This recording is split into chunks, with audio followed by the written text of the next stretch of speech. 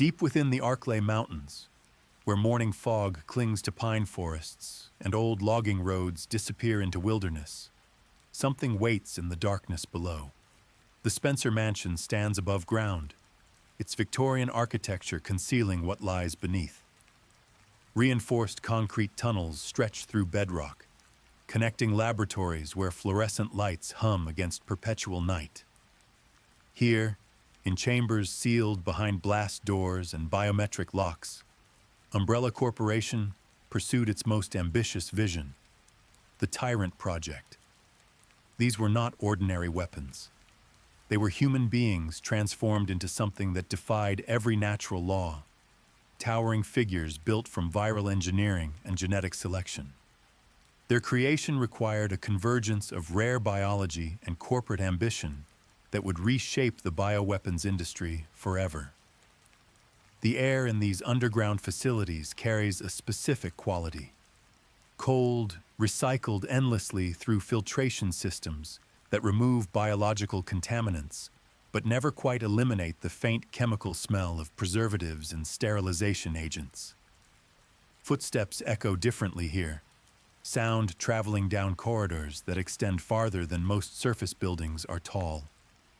Personnel move through these spaces with practiced efficiency, their lab coats rustling softly as they check monitoring stations and peer through reinforced observation windows into containment chambers where shadows move with unnatural mass. The story of the Tyrants begins not with monsters, but with a discovery made decades earlier in West Africa. In 1966, 3 men traveled to the tribal lands of the Ndapaya people, seeking something ancient. Oswell E. Spencer, Edward Ashford, and James Marcus found what they were looking for buried in the soil and carried in the blood of flowers that grew nowhere else on Earth. The progenitor virus. This pathogen, millions of years old, possessed properties that would consume the next 3 decades of their lives. By 1968, they had founded Umbrella Pharmaceuticals, a corporation that presented itself as a medical research company while hiding far darker purposes in its underground laboratories. James Marcus worked in isolation at the Arklay Research Facility, surrounded by mountains that kept his experiments hidden from any oversight. The sound of his equipment formed a constant backdrop. Centrifuges spinning at calculated speeds, incubators maintaining precise temperatures, and the soft bubbling of culture solutions where viral samples reproduced under controlled conditions. He worked with leeches, using their DNA to stabilize the progenitor virus, refining it into something that could be administered to human subjects.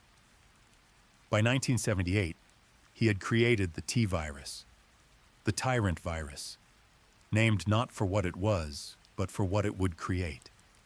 Early trials produced nothing but failure.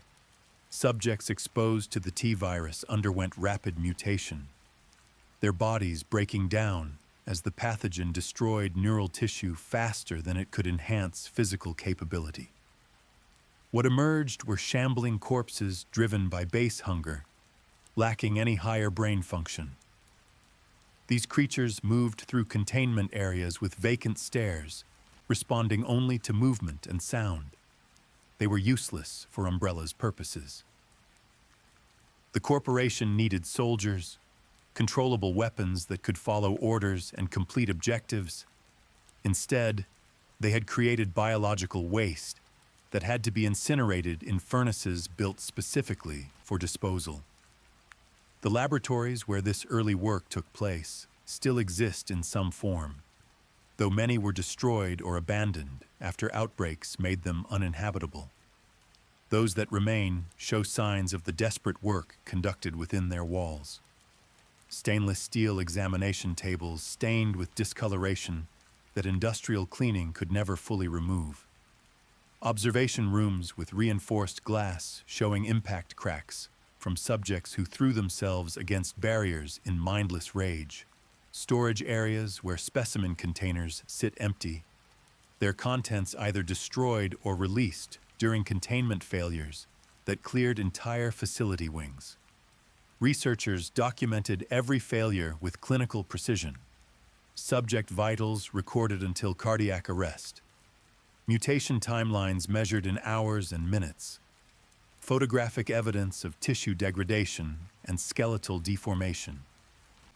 These records accumulated in filing systems and early digital databases, creating a library of failure that pointed toward a single conclusion.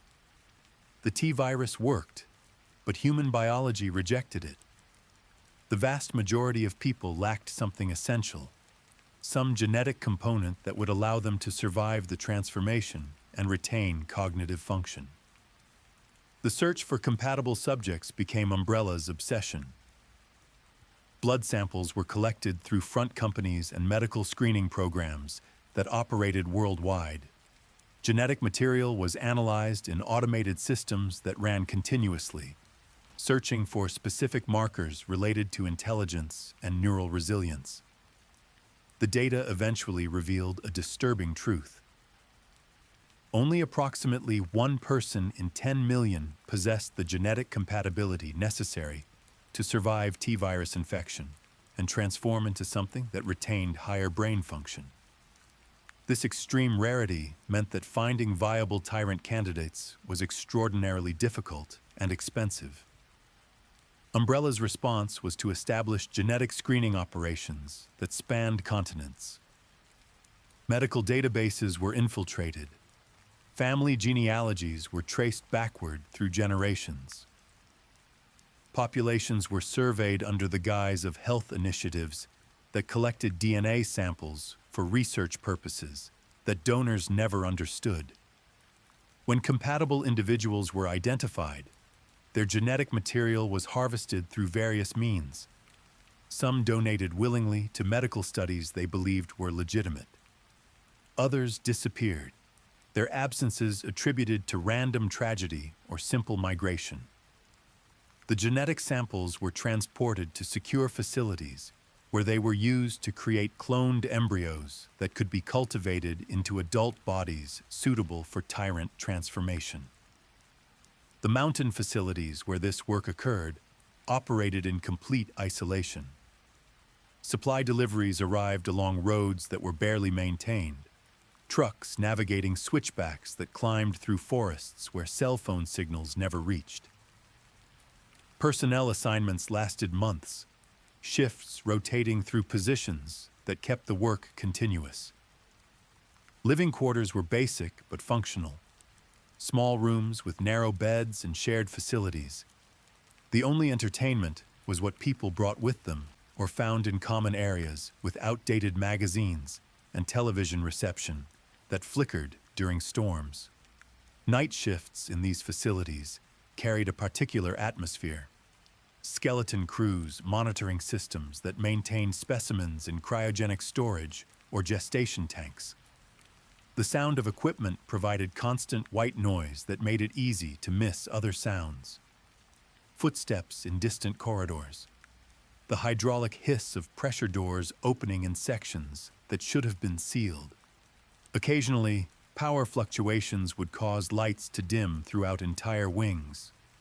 Emergency systems engaging with warning tones that echoed through empty hallways until primary power restored itself. By 1988, the Tyrant Project had entered Phase 3 under Albert Wesker's supervision at Arclay Laboratory. The facility had been upgraded significantly, new construction adding capacity for larger specimens and more sophisticated monitoring equipment. Gestation chambers were installed that could support accelerated growth, taking cloned embryos to adult size in a fraction of normal development time. Neural interface technology was refined, embedding control systems directly into specimens' nervous systems during the growth process. These interfaces would theoretically allow remote operation of Tyrants without requiring handlers to be physically present. The Epsilon strain of the T-virus represented the culmination of a decade of refinement. This variant had been stabilized to the point where transformation became more predictable in compatible subjects. The pathogen still enhanced physical capabilities dramatically, increasing muscle mass and bone density, while accelerating healing and boosting pain tolerance to inhuman levels. But the Epsilon strain preserved more neural function than earlier versions, maintaining enough cognitive capacity for basic problem-solving and tactical awareness. Subjects could navigate complex environments, distinguish between targets and bystanders based on programmed parameters, and adapt to changing conditions during operations. Testing occurred in secured sections of the facility, where observation rooms overlooked chambers designed to simulate combat environments. Technicians sat at monitoring stations, watching screens that displayed vital signs and neural activity patterns. Subjects were exposed to stimuli designed to provoke specific responses.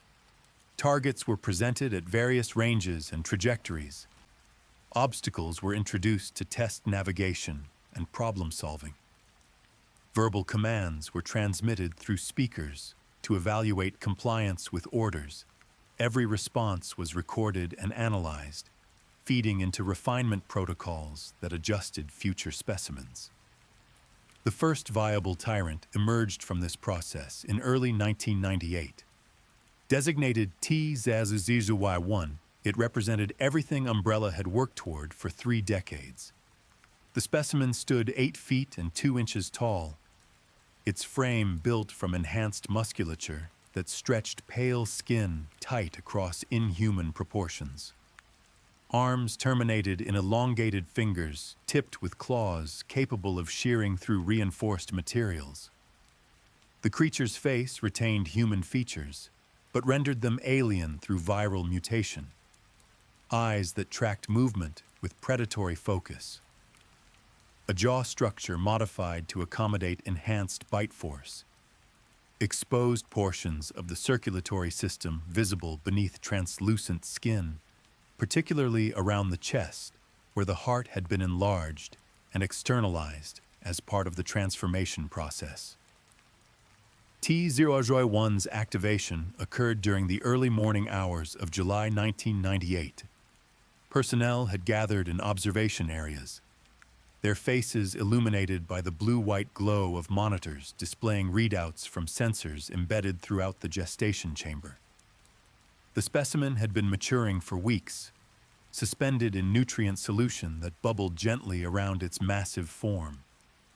Activation protocols began with the drainage of the tank, fluids cycling into filtration systems that would process and sterilize them for reuse. As the fluid level dropped, T-A.L.O.S' form became fully visible. Muscles twitched with automatic responses as exposure to air triggered respiratory reflex. The creature's eyes opened, unfocused at first, then tracking slowly across its environment. The initial moments proceeded according to protocol. T-A.L.O.S responded to simple commands transmitted through its neural interface. Directional instructions caused it to turn toward designated points. Motor skill tests prompted coordinated limb movements that demonstrated fine muscle control. Cognitive assessments using symbol recognition showed retention of programmed information. For approximately 40 minutes, the specimen performed exactly as designed. Then something changed. Neural readings began showing aberrant patterns. The creature's movements became less coordinated. Response times to commands increased. Vital signs indicated escalating stress markers. The deterioration accelerated. T-A.L.O.S suddenly lashed out at the containment unit's interior wall, claws striking the reinforced surface with enough force to leave deep gouges. Alarms activated throughout the observation area as the specimen began systematically attacking its enclosure. Each impact was precisely targeted at structural weak points, demonstrating tactical intelligence that should not have been possible given its degraded neural readings. Panic spread through the control room as engineers attempted emergency shutdown procedures that failed to execute. The neural interface had either malfunctioned or been rejected by the specimen's altered biology. Containment failed 7 minutes after the attack began. T-001 tore through the observation window, safety glass shattering into fragments that scattered across the floor as the creature emerged into the laboratory proper. Personnel evacuated through emergency exits while security teams responded with small arms that proved largely ineffective.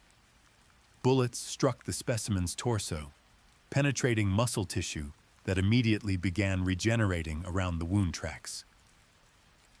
The creature moved through the facility with disturbing efficiency, hunting fleeing personnel through corridor networks it should not have been able to navigate.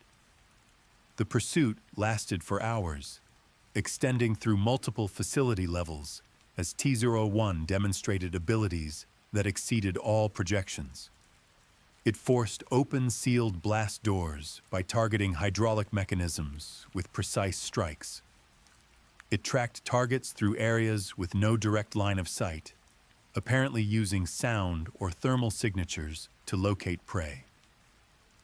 When confronted by barricaded security positions, it adapted its approach, using cover and flanking maneuvers that suggested retained tactical training from the base subject's memories. The creature's rampage finally ended in the facility's lower levels, where emergency response teams had established a kill box. Heavy weapons fire concentrated on the specimen's exposed cardiac structure, the enlarged heart that protruded from its chest cavity proving to be a critical vulnerability. Sustained damage to this organ finally overwhelmed T-001's regenerative capabilities. The massive form collapsed, limbs spasming as biological systems shut down one by one. The silence that followed was profound, broken only by the sound of spent shell casings settling on concrete floors and the ragged breathing of personnel who had survived. Analysis of the incident revealed multiple catastrophic failures. T-001 had received an initial T-virus overdose during the transformation process, causing neural defects that manifested during activation.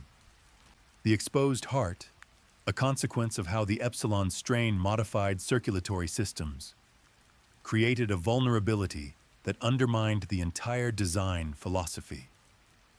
Most concerning was the specimen's demonstrated intelligence during the breach. It had navigated complex environments, adapted tactics in response to opposition, and shown what appeared to be deliberate cruelty in selecting victims.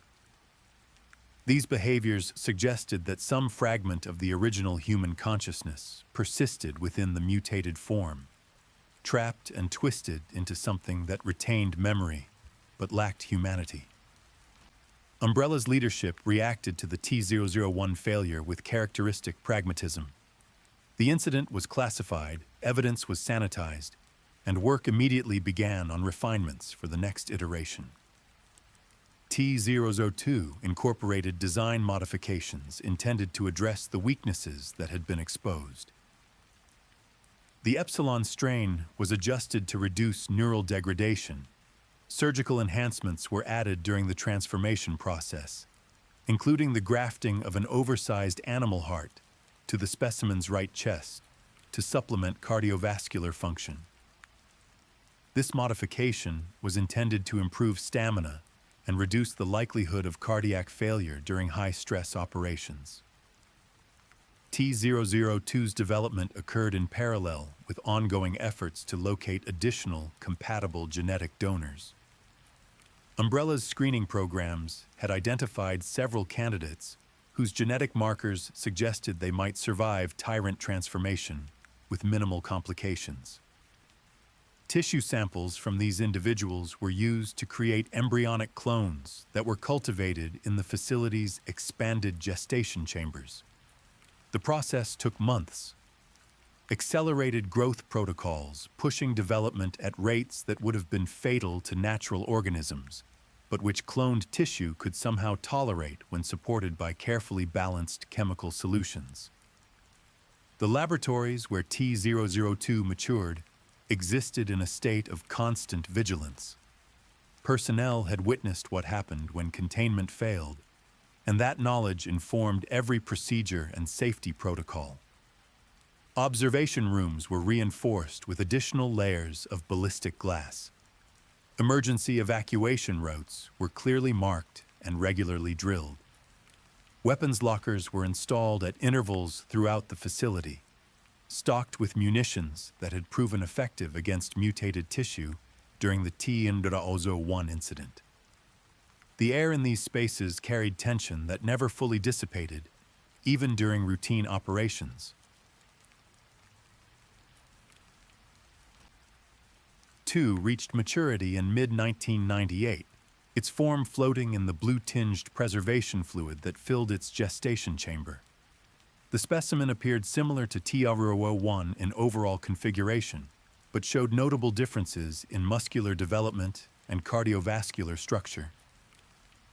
The grafted secondary heart was visible as a bulging protrusion on the right chest, its rhythmic pulsation causing ripples in the surrounding fluid. Neural interface systems had been upgraded with redundant pathways designed to maintain control, even if primary systems failed. Remote monitoring capabilities were enhanced, allowing oversight from secured locations elsewhere in the facility. Activation protocols for T-002 proceeded with extreme caution. Each stage was verified multiple times before proceeding to the next.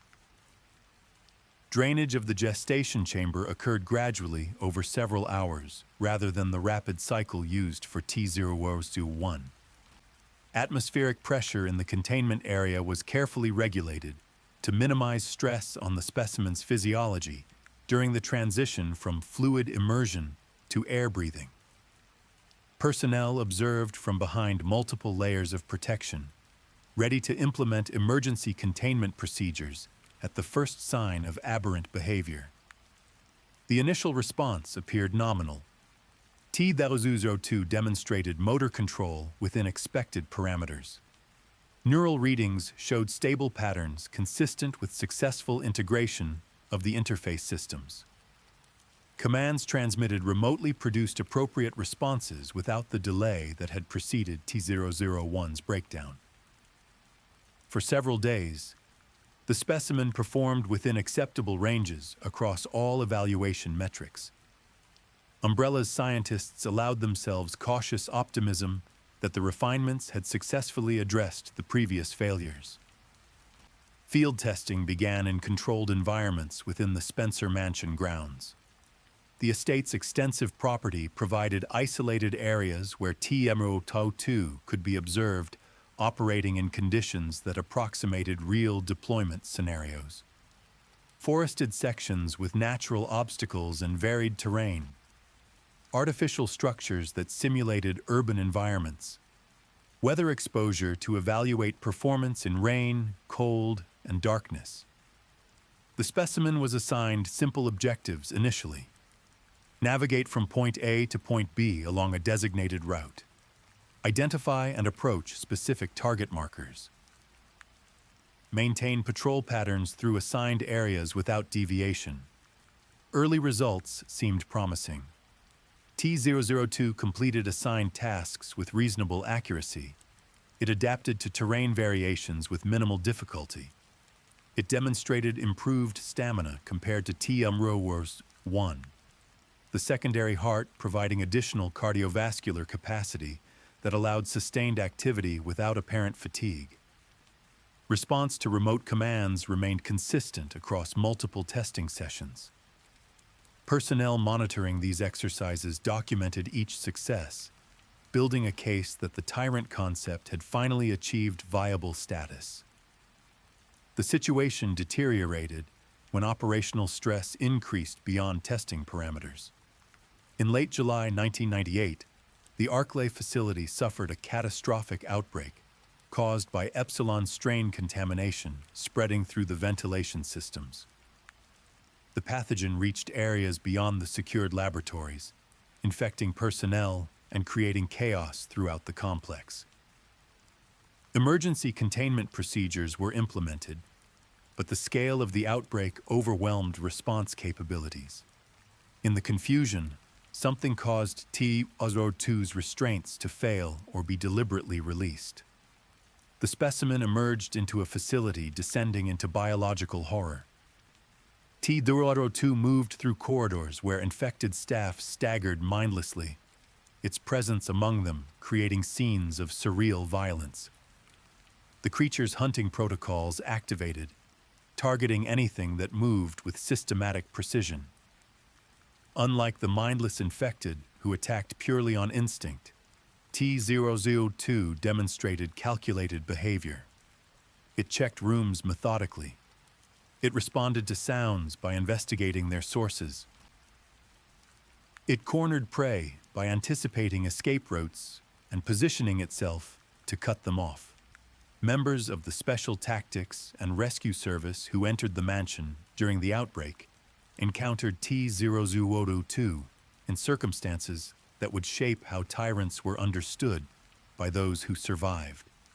The creature pursued them through the facility's maze of corridors and hidden passages, its footsteps announcing its approach with that characteristic heavy rhythm that made hiding seem futile. Combat revealed the same vulnerability that had destroyed T-001. The exposed cardiac structure proved susceptible to concentrated firepower. But T-002 demonstrated something new as it absorbed damage, a transformation. When the specimen sustained critical injury, particularly to its cardiac system, its body underwent rapid mutation. Muscle mass increased dramatically. Skeletal structure elongated, particularly in the arms where bones extended to accommodate claws that grew to over 3 meters in length. This super tyrant configuration represented the Epsilon strain's response to mortal threat, the virus triggering emergency adaptations meant to ensure survival. The transformed T-002 became significantly more dangerous, its enhanced physiology making it even more difficult to neutralize. But the transformation also accelerated the degradation of neural control systems. The specimen's movements became more erratic, driven increasingly by viral imperatives rather than programmed objectives. T-002 was eventually destroyed within the Spencer Mansion's underground laboratory, its super tyrant form finally overwhelmed by explosive ordnance. The creature's remains were consumed in the fires that engulfed the facility during its final collapse. However, Umbrella had ensured the legacy of T-A.L.O.S would continue. Before the outbreak reached critical stages, an embryonic clone derived from T-002's genetic material had been evacuated from Arklay and transported to another facility. This preserved sample would become the foundation for mass production efforts that would generate hundreds of Tyrant units over the following years. While T-001 and T-A.L.O.S were designed as combat units, another specimen designated T-A.L.O.S served a different purpose within the Phase 3 program. This Tyrant variant was developed primarily as an observation platform, a living data collection system that could provide insights into the Epsilon strain's long-term effects on host physiology and neural function. T-011's temperament was intentionally modulated to reduce aggressive tendencies, creating a specimen that was more docile than its combat-oriented counterparts. The containment area where T-011 was housed differed from the high-security cells used for active combat specimens. While still reinforced, the space incorporated amenities that suggested long-term habitation rather than temporary restraint. Environmental controls maintained comfortable temperature and humidity. Lighting cycled on a schedule that approximated natural day-night rhythms. Observation equipment was less intrusive, designed for passive monitoring rather than intensive examination. Personnel who worked with T-011 reported that the specimen displayed behaviors that seemed almost contemplative, standing motionless for hours while appearing to focus on objects or areas of its containment space. T-011 participated in evaluations that assessed cognitive function at a deeper level than combat trials could reveal. The specimen was exposed to puzzle scenarios that required multi-step problem solving. Abstract symbols were presented in sequences that tested pattern recognition and memory retention. Social scenarios were simulated using recorded audio and video to gauge the specimen's capacity for understanding complex social dynamics. Results from these assessments provided Umbrella's neurological research division with data that informed their understanding of how the T-virus affected different brain regions and what aspects of human cognition could be preserved through careful strain modification. The docile nature of T-0111 made it ideal for testing cybernetic integration technologies that Umbrella was developing for future Tyrant generations. Engineers worked directly with the specimen, installing experimental neural implants that could potentially allow more sophisticated control interfaces. The creature tolerated these procedures with remarkable passivity, remaining still during surgical interventions that would have caused combat specimens to struggle against restraints. This cooperation, whether truly voluntary or simply a result of the specimen's modified neurochemistry, enabled research that would have been impossible with more aggressive tyrants. Following the Raccoon City outbreak in September 1998 and Umbrella's subsequent financial difficulties, T-0111 was transferred to secure storage rather than being destroyed. The specimen had accumulated years of behavioral data and represented a significant research investment that the corporation was unwilling to simply eliminate. T-0111 was eventually retrieved by Sergei Vladimir, an Umbrella executive who maintained control over several classified projects as the company fractured. The specimen was transported to the Caucasus laboratory in southern Russia, where it would undergo extensive modifications that transformed it into something far more formidable than its original design had intended. The fate of T-011 illustrates one of the more unsettling aspects of the Tyrant program. These creatures were built from human beings who had possessed lives, identities, and connections before their transformation. The selection process that identified compatible genetic donors rarely involved informed consent. Most people whose DNA became the foundation for Tyrant specimens never knew their genetic material had been harvested and used. They lived ordinary lives, unaware that somewhere in an underground laboratory, a creature built from their stolen biology was being prepared for purposes they would have found horrifying. Records recovered from Umbrella facilities after the corporation's collapse included documentation of the donor screening program. Files contained names, photographs, and biographical information on individuals who had been identified as genetically compatible. Many were young, some still children, when they were initially flagged by screening algorithms.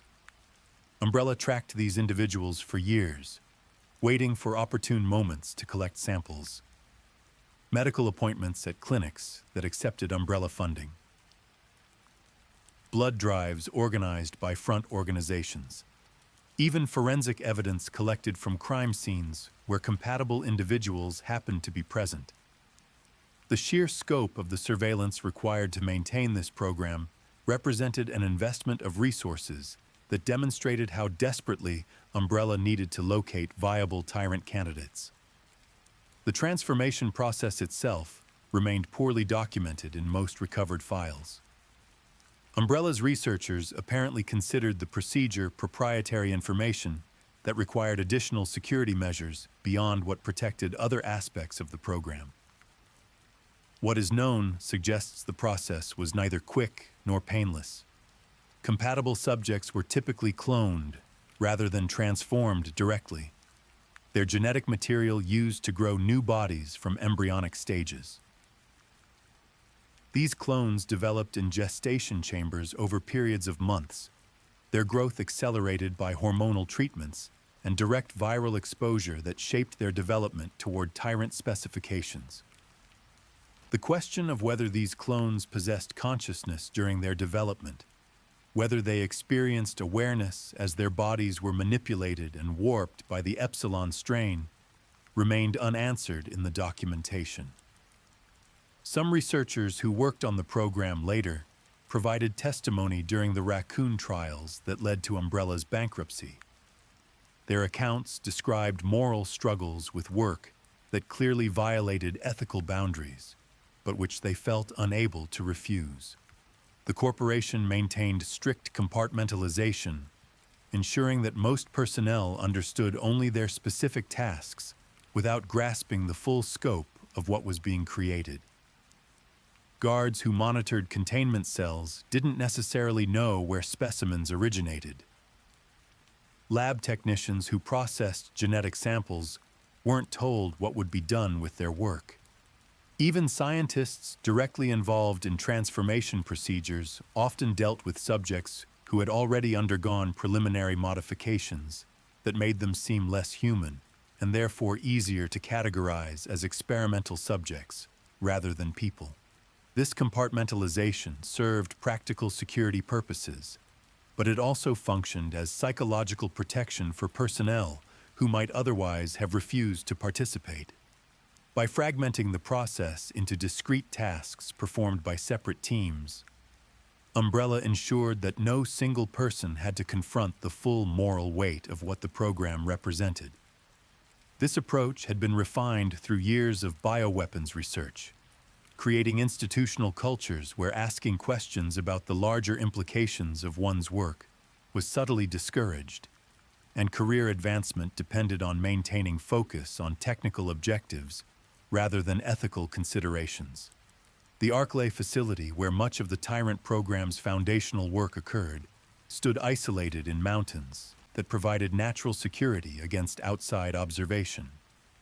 The location had been selected specifically for that isolation, ensuring that any containment failures would be geographically contained until response teams could address them. The facility itself was built into the mountainside, with multiple levels extending deep underground. Surface structures included administrative buildings and residential quarters for permanent staff. Below ground, laboratory complexes and containment areas descended through layers of reinforced concrete and bedrock. Personnel assignments to Arclay were typically long-term, with scientists and support staff committing to 6-month or year-long rotations. The isolation created a strange culture within the facility. People formed close relationships, born from shared confinement and the peculiar nature of their work. Evening meals in the cafeteria became social events, where researchers discussed their projects in technical language that would have meant nothing to outsiders, but which conveyed significance within the community of people who understood what was being attempted. Recreation facilities included a small gym, a library with outdated but well-worn books, and common rooms with televisions that received limited channels through satellite connections that weather sometimes disrupted. The psychological toll of working on the Tyrant program manifested in various ways. Some personnel became desensitized to the horror of their work, discussing mutations and test failures with clinical detachment that made the subjects seem like mere data points rather than transformed human beings. Others struggled with nightmares and anxiety that they self-medicated with alcohol smuggled into the facility or prescription medications obtained from the medical staff. A few experienced complete breakdowns and had to be quietly transferred away from Arclay, with severance packages that included non-disclosure agreements backed by legal threats. Night shifts at the facility carried particular psychological weight. Skeleton crews monitored systems that hummed and beeped in otherwise silent corridors. The sounds of specimens moving in their containment cells became backdrop noise that was simultaneously ignorable and impossible to truly forget. Personnel performing rounds through the facility's lower levels walked past reinforced doors with small observation windows that offered glimpses of the creatures housed within. Those glimpses were brief by necessity. Prolonged observation of the specimens often proved disturbing, even for staff who had worked with them for months. The disposal protocols for failed specimens represented another aspect of the program that took psychological toll on those involved. Not every attempted transformation produced a viable tyrant. Many subjects survived the initial viral exposure only to succumb to complications during later stages. Their bodies underwent mutations that rendered them biologically unstable. Tumorous growths consuming tissue faster than viral regeneration could compensate. These failures accumulated in refrigerated storage until disposal procedures could be implemented. Incineration occurred in furnaces built into the facility's deepest levels. These chambers operated at extreme temperatures, capable of reducing organic matter to fine ash within hours. Personnel assigned to disposal duty followed strict protocols that minimized their exposure to the remains being processed. Bodies were transported in sealed containers. Loading mechanisms were automated to reduce direct handling. Observation of the incineration process occurred through reinforced windows that protected against heat and potential biological hazards. Despite these precautions, the duty remained deeply unpleasant. The smell of burning tissue permeated the area despite ventilation systems running at maximum capacity. The knowledge of what was being destroyed, that these had been human beings before Umbrella's intervention, weighed on those who performed the task. The accumulation of failures raised questions about the program's viability that leadership largely ignored. For every T-001 or T-02 that reached operational status, dozens of attempts ended in disposal furnaces. The genetic rarity that made compatible subjects so difficult to find meant that even when Umbrella located candidates, successful transformation remained far from guaranteed. The Epsilon strain had improved success rates compared to earlier T-virus variants, but the process still killed more subjects than it transformed into functional tyrants. This attrition rate had significant financial implications, each failed specimen representing considerable investment in genetic material, cultivation resources, and researcher time. Umbrella's financial models had always assumed that successful tyrant deployment would generate returns sufficient to justify development costs. The corporation envisioned selling these bioweapons to governments and well-funded paramilitary organizations that required capabilities. Conventional soldiers could not provide. Tyrants could operate in contaminated environments that would kill unprotected humans. They could absorb damage that would neutralize standard infantry. Their mere presence could demoralize opposition through psychological impact. These capabilities theoretically justified premium pricing that would eventually recoup development expenditures and generate profit. The reality proved more complicated. Governments with resources to purchase tyrants also possessed weapon systems that could achieve similar objectives through conventional means. Missiles could destroy hardened targets. Special forces could conduct precision operations. Armored vehicles could dominate battlefields. These alternatives lacked the tyrant's regenerative capabilities and psychological impact, but they also didn't require the elaborate security measures and specialized handling that tyrants demanded. Most importantly, conventional weapons didn't carry the risk of turning against their operators if control systems failed. Black market interest existed, particularly from organizations operating outside governmental oversight. But these buyers typically had limited resources and couldn't afford the prices Umbrella needed to charge to break even on development costs. The few sales that did occur generated insufficient revenue to fund ongoing research and facility operations. By 1998, the Tyrant program was consuming resources faster than it could generate returns, creating a financial drain that contributed to Umbrella's eventual bankruptcy. The Spencer Mansion incident in July 1998 accelerated the program's decline by exposing its failures to outside observation. The STARS team that survived the mansion outbreak had directly encountered both T-001 and T-002. Their reports documented the creature's capabilities and vulnerabilities in detail that Umbrella had tried desperately to keep classified.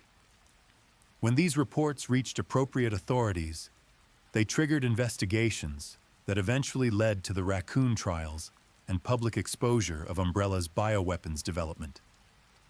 The corporation's attempts to contain the damage through legal maneuvering and political influence proved insufficient against the weight of evidence that accumulated. Raccoon City's destruction in September 1998 provided further evidence of the Tyrant program's problems. T-103 units deployed into the city were supposed to demonstrate the reliability of mass-produced Tyrants operating in urban environments. Instead, the deployment became case study in how quickly situations could deteriorate beyond control.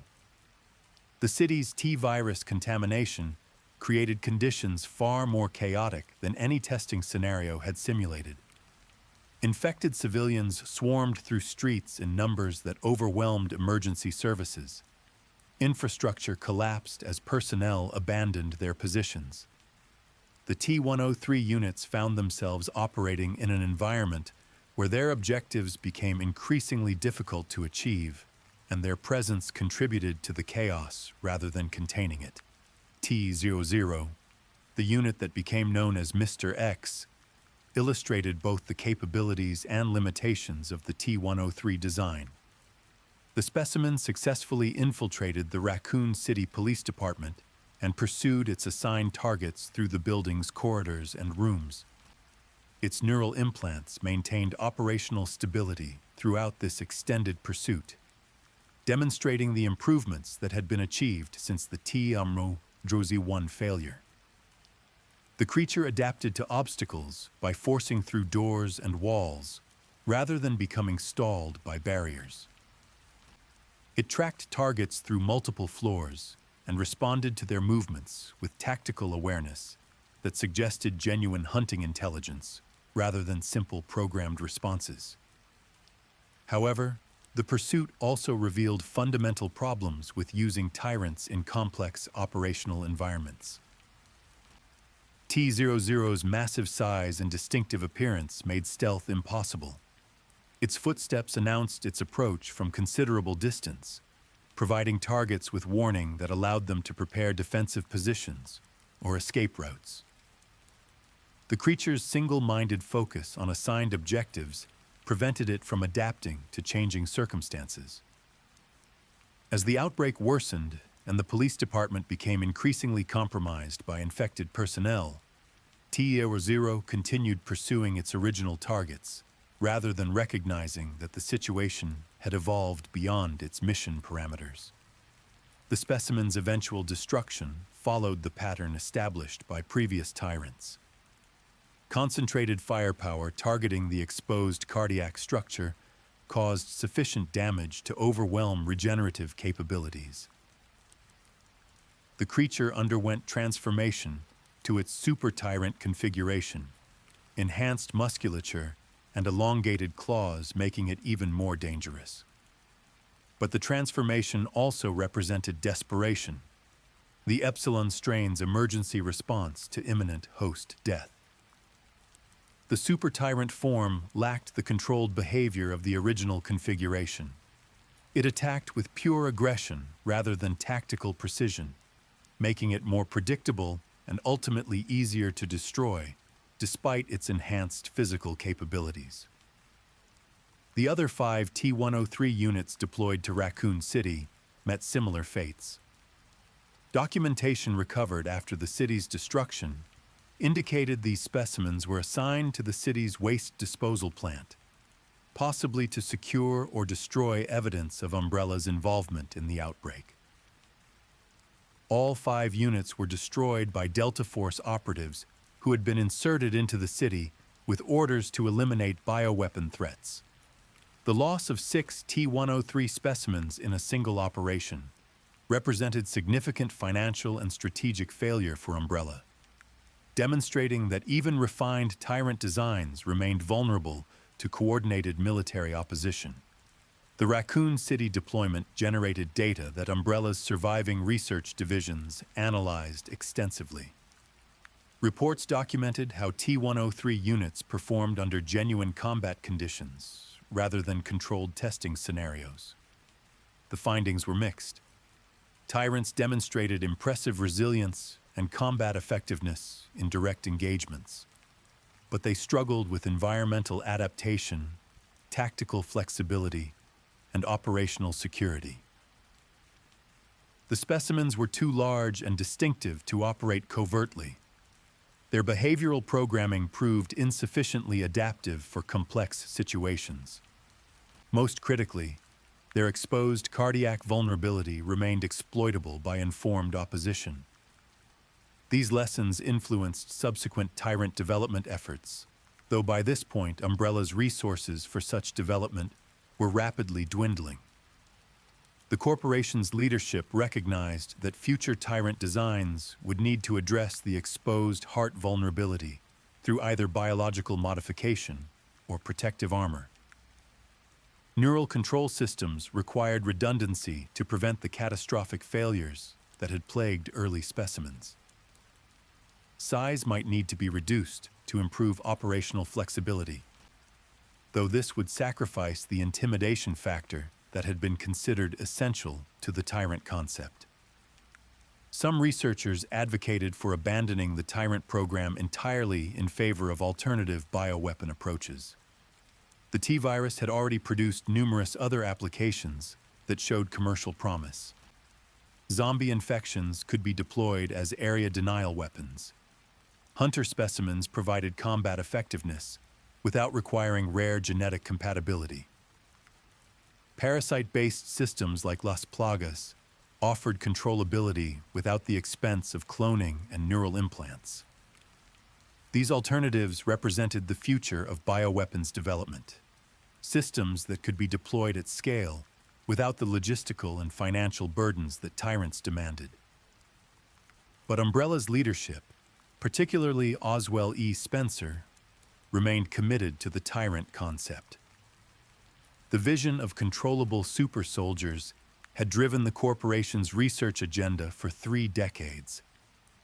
Abandoning that vision felt like admitting defeat after decades of investment and sacrifice. Spencer authorized continued development despite mounting evidence that the program was financially unsustainable. This decision would contribute significantly to Umbrella's eventual collapse. Resources poured into Tyrant refinement that might have been better allocated to programs with clearer paths to profitability. The Sheena Island facility represented Umbrella's attempt to achieve economies of scale in Tyrant production. Located on a remote island with limited outside contact, the facility was designed specifically for mass production of T-103 units using embryonic material derived from T-002. The island's isolation provided security against external observation, while its industrial infrastructure supported large-scale manufacturing operations. Gestation chambers were installed in rows that extended through underground levels, each chamber capable of cultivating a T-103 specimen from embryo to adult size. The manufacturing process at Sheena Island was highly automated, reducing the need for direct human involvement in most stages of specimen development. Robotic systems managed nutrient delivery to gestation chambers.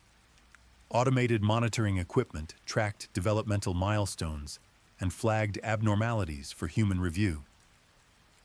Even the activation process could be conducted remotely, technicians initiating protocols from control rooms rather than entering containment areas directly. This automation improved efficiency and reduced labor costs, bringing Umbrella closer to the production volumes it needed to make the Tyrant program commercially viable. Life on Sheena Island for the personnel assigned there was isolating and often monotonous. The facility operated on schedules determined by production quotas rather than traditional work hours. Staff worked rotating shifts that ensured continuous monitoring of specimens in various developmental stages. Living quarters were institutional, small rooms in dormitory buildings that offered little privacy or comfort. Recreation options were limited to what the island could provide. A small beach where volcanic rock met cold ocean water. A gymnasium with aging equipment that required constant maintenance. Common rooms with satellite television that provided the island's only connection to outside news and entertainment. The social dynamics among Sheena Island personnel developed patterns common to isolated communities. Small groups formed based on shared work assignments or personal compatibility. Relationships developed, both professional and romantic, born from the limited pool of available human connection. Conflicts arose over minor irritations that would have been negligible in normal circumstances, but which became magnified by the inability to escape each other's presence. Management attempted to rotate personnel on regular schedules to prevent the psychological deterioration that prolonged isolation could cause, but operational demands often extended assignments beyond their intended duration. The specimens developing in the facility's gestation chambers existed in a state between life and non-life that personnel found philosophically troubling when they allowed themselves to consider it. These were human forms being grown from stolen genetic material, their development guided toward configurations that served Umbrella's purposes rather than any natural biological imperative. At what point did they become conscious? Did they experience anything resembling thought or feeling as they floated in their tanks? Or were they essentially biological machines that only achieved something resembling awareness upon activation? These questions had no clear answers, and most personnel learned not to ask them. Production at Sheena Island accelerated through 1998 as Umbrella attempted to build inventory that could be sold to offset mounting debts. Dozens of T-103 specimens reached maturity and were placed in cryogenic storage to await deployment or sale.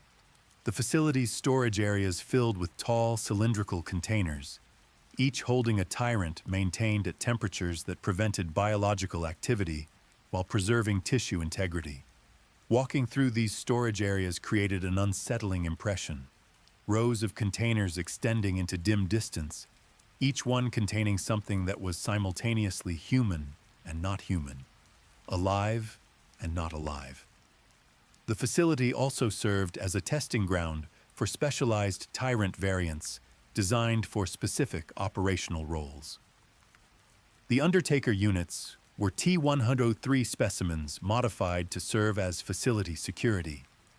Their behavioral programming adjusted to prioritize perimeter defense and intruder neutralization over the pursuit objectives that standard T-103 units received. These Undertakers patrolled Sheena Island's corridors and exterior grounds, their presence providing security against potential infiltration while also serving as test subjects for refined control protocols. Another experimental program at Sheena Island produced the Hypnos T-type, representing a radical departure from standard Tyrant development philosophy. Rather than accepting the high failure rate inherent in T-virus transformation, the Hypnos program incorporated genetic culling mechanisms that actively destroyed inferior cellular components during the mutation process. The Hypnos gene, as researchers termed it, functioned as a biological quality control system that eliminated weak or malformed tissue before it could compromise the specimen's overall development. The Hypnos transformation occurred in specialized gestation chambers equipped with sensors that monitored cellular development at microscopic resolution. As the T-virus reshaped host biology, the Hypnos gene identified cells that failed to meet programmed criteria for strength, regenerative capacity, or functional integrity. These inferior cells were targeted for apoptosis, programmed cell death that removed them from the developing organism. The process was brutal at the cellular level, vast quantities of tissue being destroyed and expelled as waste, while only the strongest components survived to form the final specimen. Observation of Hypnos development through monitoring equipment revealed a disturbing spectacle. The gestation fluid would periodically cloud with cellular debris as failed tissue was purged from the developing specimen. Filtration systems worked continuously to clear this waste, pumping it to disposal systems while fresh nutrients were introduced to support continued growth.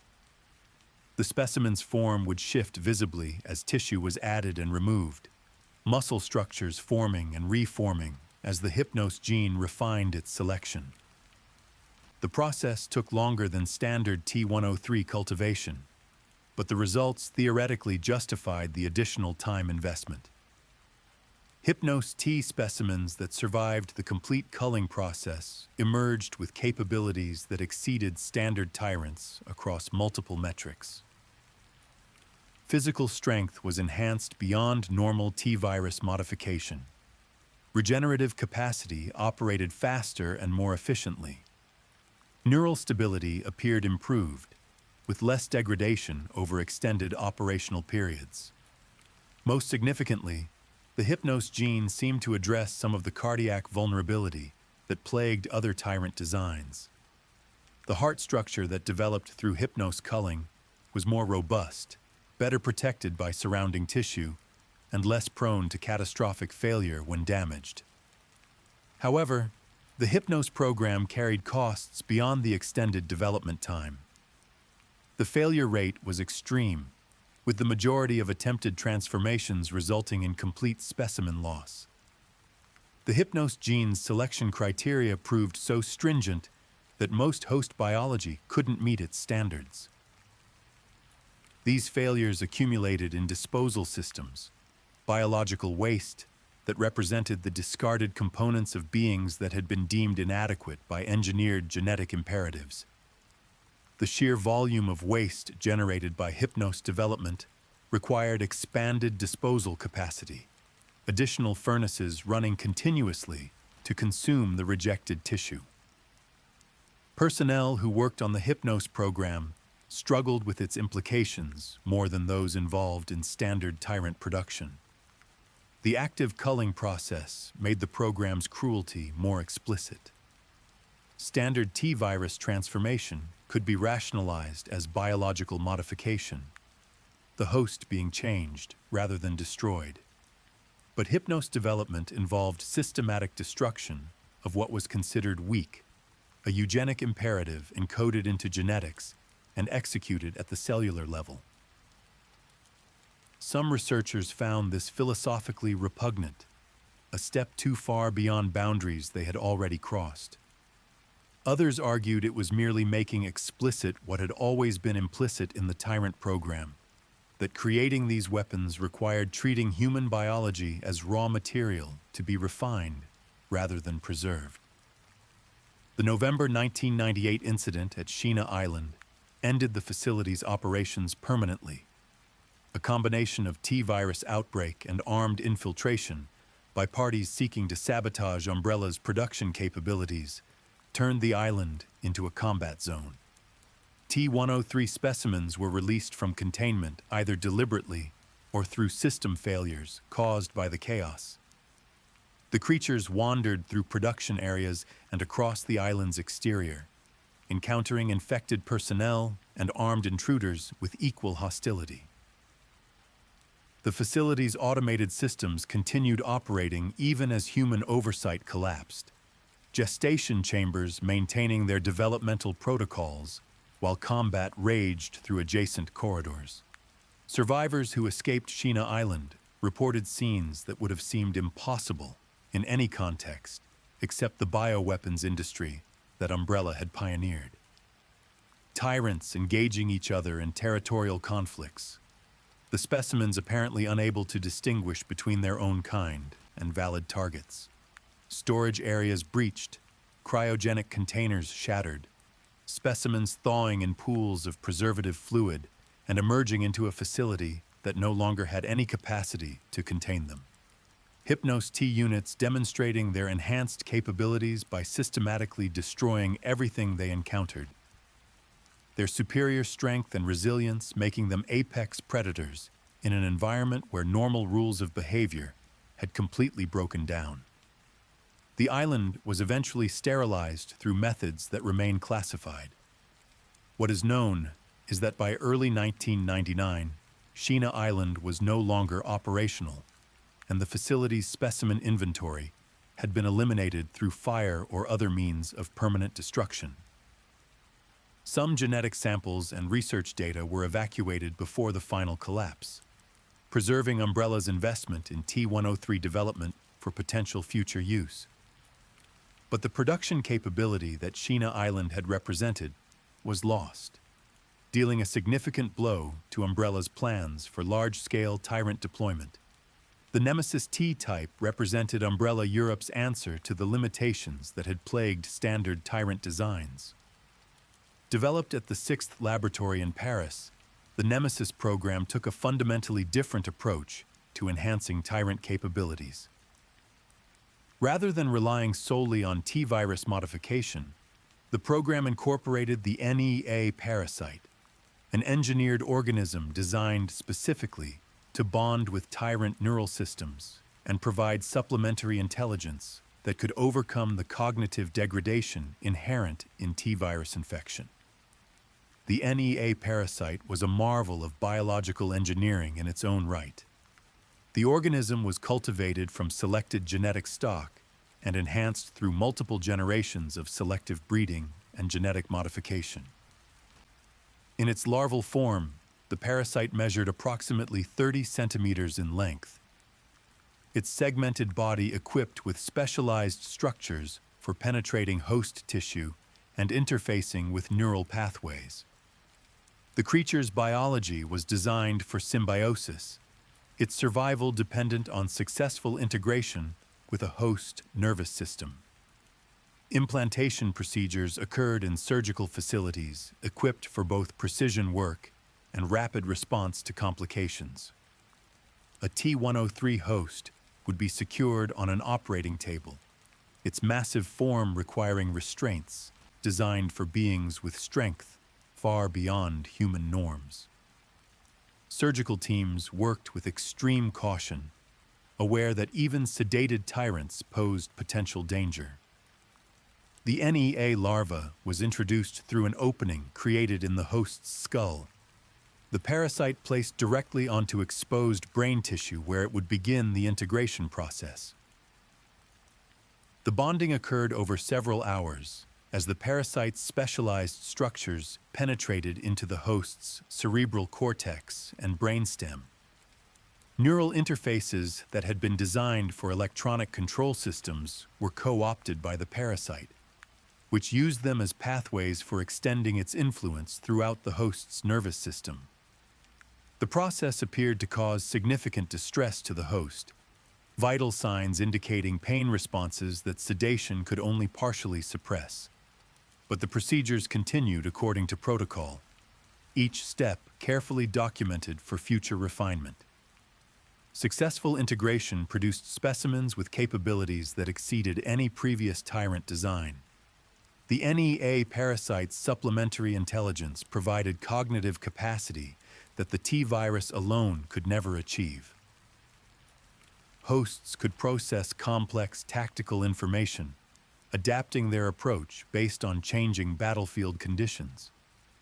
Target recognition improved dramatically, specimens able to distinguish between assigned targets and bystanders with accuracy that electronic systems had struggled to achieve.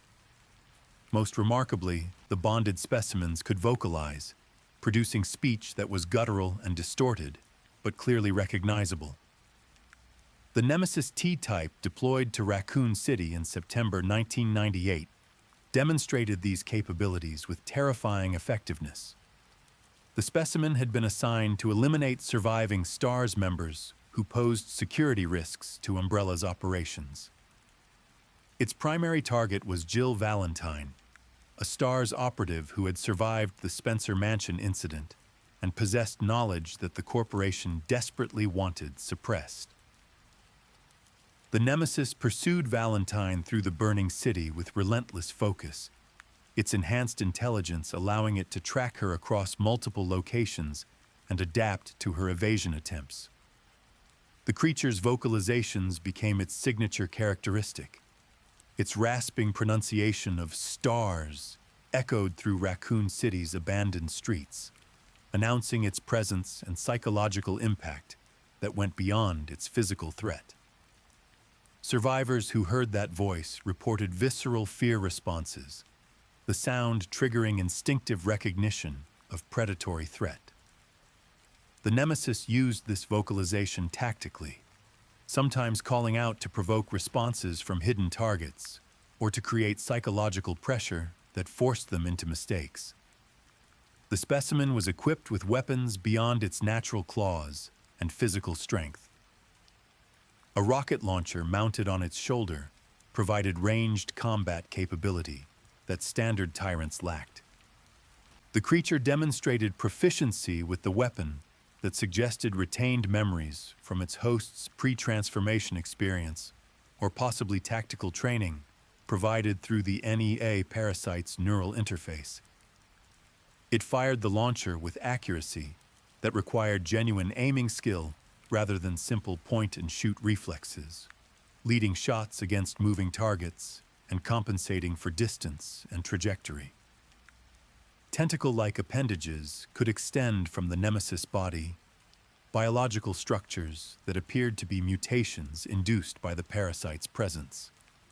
These appendages functioned as additional weapons, lashing out to grab or impale targets at ranges beyond the creature's normal reach. The tentacles demonstrated independent mobility, responding to the specimen's intent, but moving with serpentine fluidity that suggested partial autonomous control by the NEA parasite. This gave the Nemesis combat options that other Tyrants couldn't match, allowing it to engage multiple targets simultaneously or attack from unexpected angles. The Nemesis' pursuit of Jill Valentine lasted for days as Raccoon City deteriorated around them. The creature tracked her through the city's police department, through underground facilities, and across urban environments transformed into hellscapes by the T-virus outbreak. Each encounter demonstrated the specimen's adaptive intelligence. When Valentine barricaded herself in secured locations, the Nemesis found alternate routes or simply forced through obstacles. When she attempted to lose it in areas crowded with infected civilians, the creature maintained focus on its assigned target despite abundant opportunities to attack other prey. Damage accumulation eventually triggered the transformation responses built into the Nemesis design. When the specimen absorbed sufficient injury, its body underwent mutation that enhanced size and combat capability while degrading behavioral control. The first transformation occurred after heavy weapons fire damaged the creature's torso and limbs. Its body swelled with additional muscle mass, the power limiter that had restrained its full strength failing as the T-virus responded to mortal threat. The tentacle appendages grew longer and more numerous, writhing across the specimen's form like independent organisms. The transformed Nemesis became even more dangerous, but also more predictable. Enhanced physical capabilities came at the cost of the tactical intelligence that had made it such an effective hunter. The creature attacked with pure aggression rather than calculated precision, its movements driven more by viral imperatives than parasitic guidance. This made it easier to evade through tactical positioning, though direct combat became correspondingly more difficult due to its increased strength and resilience. A second transformation occurred later in the pursuit, after the Nemesis sustained catastrophic damage that should have resulted in specimen death. Rather than shutting down, the creature underwent complete structural breakdown. Its humanoid form dissolved, tissue liquefying and reforming into something that barely resembled the original configuration. The NEA parasite became more visible in this state, its structures extending through the host's collapsing biology, in apparent attempt to maintain some coherent form. The result was a creature that seemed more parasite than tyrant, a massive organic mass that could barely be considered a distinct organism. In this final form, the Nemesis lost virtually all resemblance to its origin as a human being or even as a tyrant. It became a biological weapon in the most literal sense, a thing built for destruction without any higher purpose or capability. The creature could still pursue targets through base predatory instinct, but the intelligence that had made it such an effective hunter was gone. Consumed by transformations that prioritized survival over function. Its destruction came eventually through a combination of environmental hazards and concentrated weapons fire that finally overwhelmed even its extreme regenerative capacity. The Nemesis program represented both the pinnacle of Tyrant development and evidence of the approach's fundamental limitations. The NEA parasite had successfully addressed the cognitive problems that plagued standard Tyrants, providing intelligence that made specimens genuinely dangerous in complex operational environments.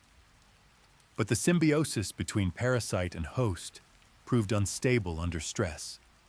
The T-virus's inherent chaos eventually overwhelmed the parasite's regulatory influence, resulting in transformations that destroyed the very capabilities the program was meant to create.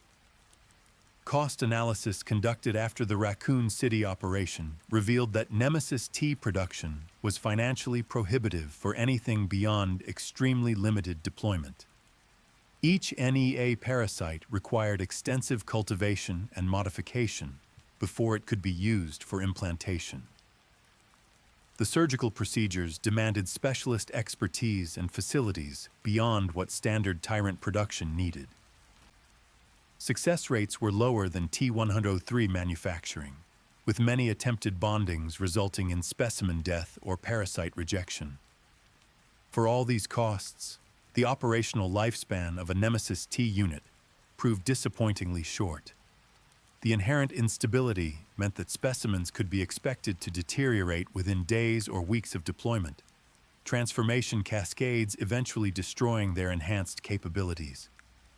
Umbrella's financial analysts concluded that Nemesis T units might be viable for high-value targeted operations where their capabilities justified the expense and their short operational lifespan was acceptable. But broader deployment was economically impossible. The corporation could not sustain a program that consumed such resources to produce weapons that self-destructed after limited use. This assessment contributed to decisions that would eventually redirect resources away from Tyrant development toward alternative bioweapon platforms that offered better cost-benefit ratios. The Caucasus laboratory in southern Russia represented Umbrella's attempt to maintain Tyrant production capacity as the corporation's other facilities faced increasing scrutiny and operational difficulties. Located in remote mountains where harsh weather and difficult terrain provided natural security, the facility operated under the direct supervision of Sergei Vladimir, an Umbrella executive who maintained personal loyalty to Oswell E. Spencer, even as the corporation fractured.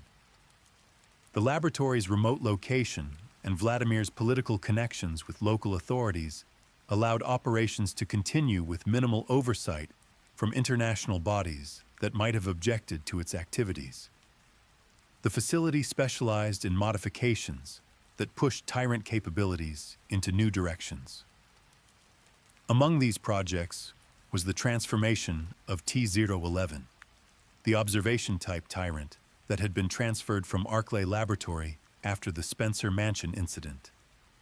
Vladimir envisioned converting this docile specimen into something that could operate in the extreme cold of the Caucasus region while possessing combat capabilities far beyond any previous Tyrant design. The result was designated T-A.L.O.S, an acronym whose specific meaning remained classified, but which represented Umbrella's most heavily armed and armored Tyrant variant. The T-A.L.O.S modification process occurred in secure chambers deep within the Caucasus facility. T-011's existing biology served as the foundation, but nearly every aspect of the specimen was enhanced or replaced. Advanced composite armor was integrated directly with the creature's tissue, metal plates, and synthetic materials, bonding with flesh through processes that blurred the line between organism and machine. The armor covered the specimen's torso and vital areas, addressing the cardiac vulnerability that had plagued every previous Tyrant design. Ballistic testing confirmed the plating could withstand small arms fire and even some anti-materiel rounds that would have destroyed unarmored specimens. Cryogenic enhancement represented another major modification. Umbrella's bioengineers introduced genetic sequences derived from organisms adapted to extreme cold, modifying T-011's cellular structure to function in sub-zero temperatures that would have shut down normal Tyrant biology. Antifreeze compounds were synthesized and integrated into the specimen's circulatory system, preventing ice crystal formation that would normally cause catastrophic tissue damage. Testing in the facility's climate-controlled chambers confirmed that T-A.L.O.S could operate effectively in conditions that would quickly incapacitate other Tyrant variants. The specimen's offensive capabilities were enhanced through the integration of heavy weapon systems. A rocket launcher platform was mounted on T-A.L.O.S shoulder, similar to the system used by the Nemesis T-type, but with greater ammunition capacity and firing mechanisms reinforced to handle the weapon's recoil without compromising the specimen's stability. Targeting systems were integrated with the creature's neural implants, allowing it to aim and fire with accuracy that previous weapon-equipped Tyrants had struggled to achieve. The combination of enhanced armor and heavy firepower created a specimen designed to engage targets at both close and long range, while sustaining operations in environments where other bioweapons would fail. However, the modifications came with significant compromises. The weight of T-A.L.O.'s armor and weapon systems reduced its mobility considerably. The specimen moved with deliberate, measured steps, rather than the aggressive speed that characterized lighter Tyrant variants. Its turning radius was poor, making it vulnerable to fast-moving opponents who could exploit its sluggish responses. The armor that protected the specimen also constrained its movement, preventing the full range of motion that unarmored Tyrants used to devastating effect in close combat. These limitations meant that T-A.L.O.S functioned better as a defensive platform or siege weapon than as the pursuit hunter that defined most Tyrant designs. Testing occurred in the mountains surrounding the Caucasus facility, where winter conditions provided authentic environmental challenges. T-A.L.O.S was deployed into simulated combat scenarios that evaluated its performance against various threat types. The specimen demonstrated remarkable resilience, its armor absorbing fire that would have quickly destroyed unprotected Tyrants. Its weapon systems proved effective at ranges up to several hundred meters, rocket fire striking targets with lethal accuracy. But the specimen's mobility problems became increasingly apparent as testing progressed. Fast-moving targets could evade its attacks simply by staying outside its limited engagement arc. Opponents with anti-armor capabilities could target joints and other weak points in the plating, where flexibility requirements had necessitated reduced protection. The February 2003 BSAA raid on the Caucasus laboratory ended T-A.L.O.S development before the specimen could see operational deployment. Intelligence gathered by the Bioterrorism Security Assessment Alliance had identified the facility as a major Tyrant production site, and the organization's mandate included eliminating such capabilities wherever they were found. The assault was conducted by experienced operatives, including Chris Redfield and Jill Valentine. both veterans of previous encounters with Umbrella's bioweapons. The operation proceeded methodically through the facility's multiple levels, teams clearing sections systematically, while placing demolition charges to ensure complete destruction of research data and specimen inventory. T-A.L.O.S was activated during the raid, either by facility personnel attempting to defend their installation, or possibly through automated security protocols that detected the intrusion. The specimen engaged BSAA forces in combat that revealed both its strengths and weaknesses. Its armor proved as effective as designed, absorbing gunfire that would have quickly incapacitated other Tyrants. Its rocket launcher forced attacking operatives into cover, suppressing their ability to maneuver. But the specimen's poor mobility allowed the BSAA team to exploit terrain advantages, positioning themselves where T-A.L.O.S could not effectively engage them while they concentrated fire on the creature's exposed joints and the weapon systems mounted on its frame. The battle lasted significantly longer than engagements with other Tyrant types. T-A.L.O.S's enhanced durability, allowing it to sustain damage that would have destroyed lesser specimens. But the creature could not overcome the tactical disadvantages inherent in its design. Unable to pursue targets that maintain distance and unwilling or unable to retreat to more defensible positions, T-A.L.O.S gradually accumulated damage until critical systems failed. The specimen's destruction marked the end of Umbrella's armored Tyrant experiments.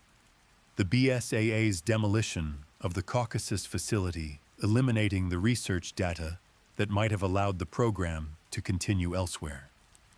The T-A.L.O.S program illustrated a recurring problem in Tyrant development.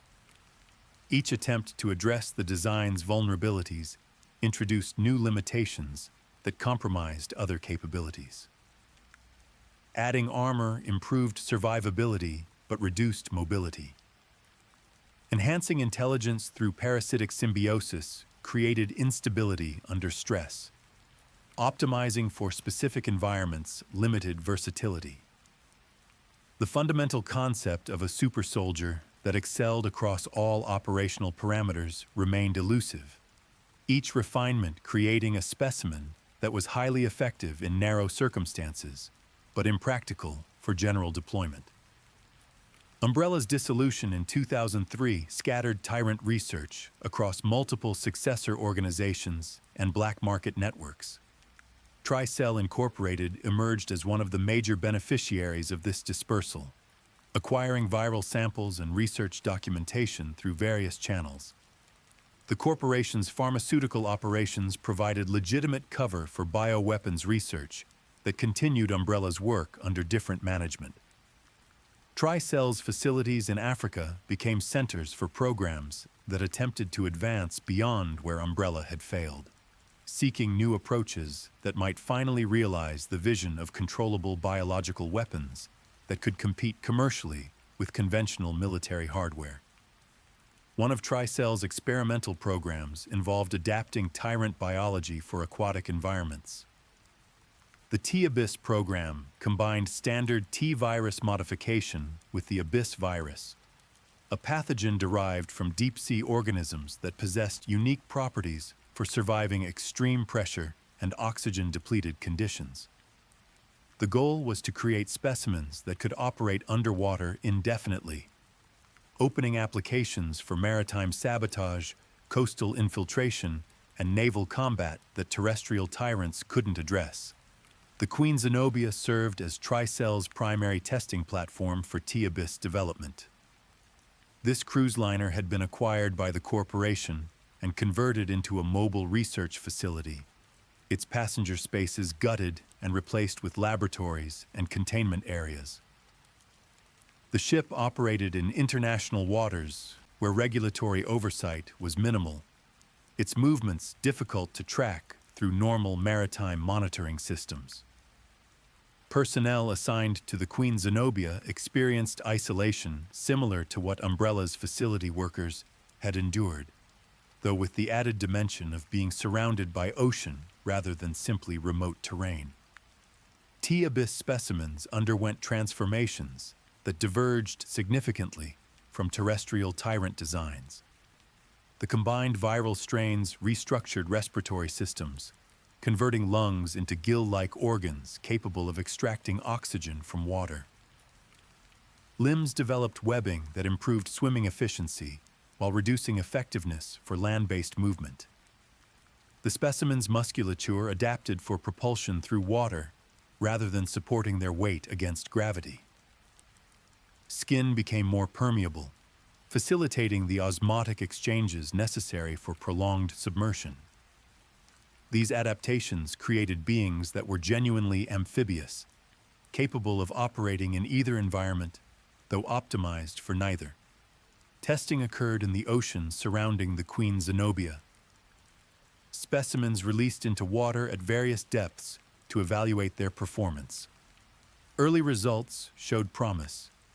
T-Abyss subjects demonstrated ability to navigate underwater environments with surprising agility, their modified limbs and enhanced proprioception, allowing them to maneuver through three-dimensional space in ways that terrestrial creatures struggled to achieve. They could descend to depths that would crush unmodified organisms, their tissue adapted to tolerate pressure differentials that would cause catastrophic barotrauma in normal biology. Most importantly, they could remain submerged indefinitely, their gill systems providing adequate oxygenation without any need to surface. However, the adaptations came with significant trade-offs that limited the program's practical applications. T-Abyss specimens lost much of the strength and durability that made terrestrial tyrants effective combat platforms. Their bodies were optimized for water, which meant they performed poorly in air. Movement on land became awkward and slow, the specimens struggling against gravity after adapting to water's buoyancy. Their modified musculature lacked the raw power of standard tyrants, optimized for swimming efficiency rather than delivering devastating attacks. The creatures remained dangerous to unprotected humans in water, but they couldn't match the combat effectiveness that buyers expected from bioweapons carrying premium prices. TRICELL's attempts to deploy T-Abyss specimens in operational scenarios produced mixed results. The creatures proved effective for sabotaging underwater infrastructure and eliminating targets in aquatic environments. But their utility was extremely limited compared to alternative approaches. Conventional demolition charges could destroy underwater targets more reliably and cheaper. Trained human divers with modern equipment could conduct infiltration operations with better flexibility and without the containment risks that bioweapons posed. The narrow operational niche that T-Abyss filled didn't justify the considerable development costs and logistical requirements.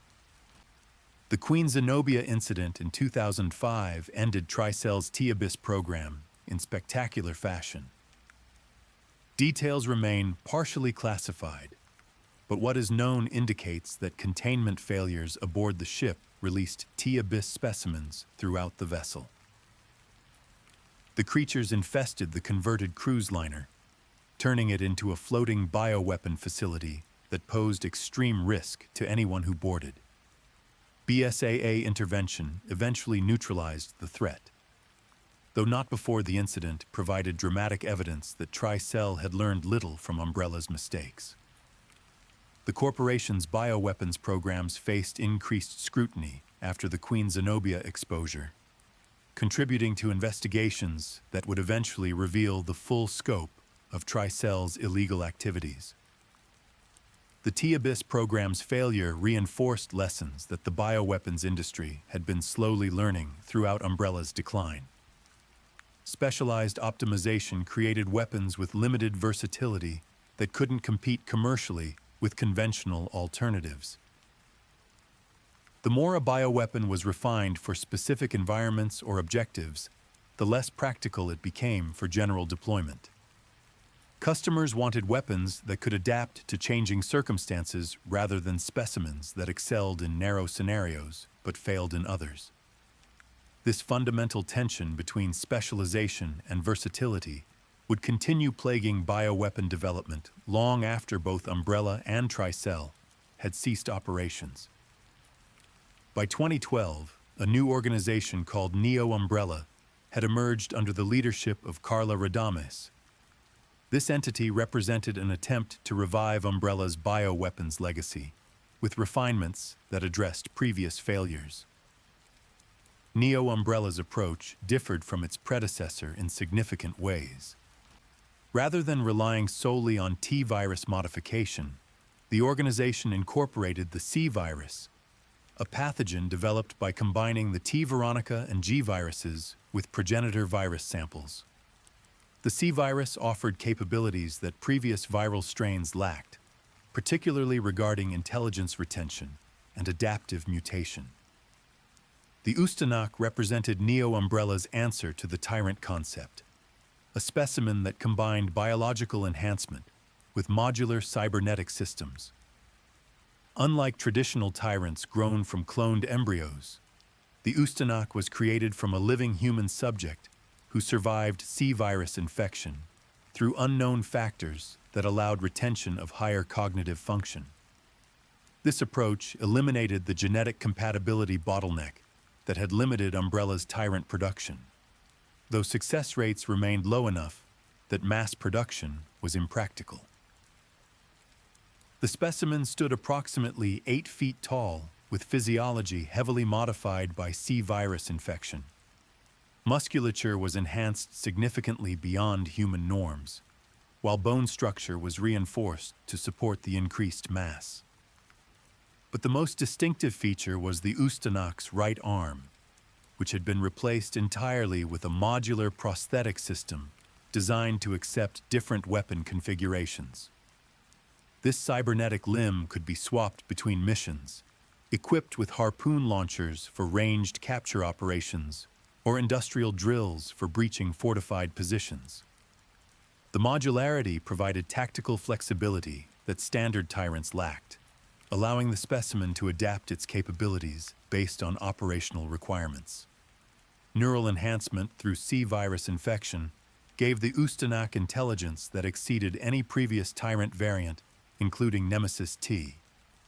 The specimen could process complex tactical information, formulate plans that accounted for target behavior patterns, and adapt strategies when initial approaches failed. It demonstrated problem-solving abilities that suggested genuine reasoning rather than simply programmed responses or instinctive reactions. Most remarkably, the Ustanok retained enough of its original human personality that it could experience something resembling emotions, particularly the focused determination that characterized its pursuit of assigned targets. The specimen was deployed in December 2012 to the conflict zone of Edonia, a region destabilized by civil war that provided cover for Neo-Umbrella's operations. The Ustanok's mission was to capture Jake Muller, son of Albert Wesker, whose blood contained antibodies of interest to the organization's viral research programs. Secondary objectives included securing Sherry Birkin, a government agent assigned to protect Mueller, who herself carried valuable biological properties due to previous G-virus exposure. The pursuit that followed would test the Ustanok's capabilities across multiple continents and diverse environments. The creature's approach to hunting differed markedly from previous Tyrants. Rather than relying on raw intimidation and overwhelming force, the Ustanok employed tactics that demonstrated genuine strategic thinking. It tracked targets across snow-covered battlefields, using terrain features for cover and approaching from angles that minimized target warning. When direct assault proved unsuccessful, it withdrew and repositioned, attempting different approaches rather than simply repeating failed tactics. The specimen adapted to its target's evasion methods, learning from each encounter and adjusting its behavior to compensate for their capabilities. The Ustanak's cybernetic arm proved essential to its effectiveness.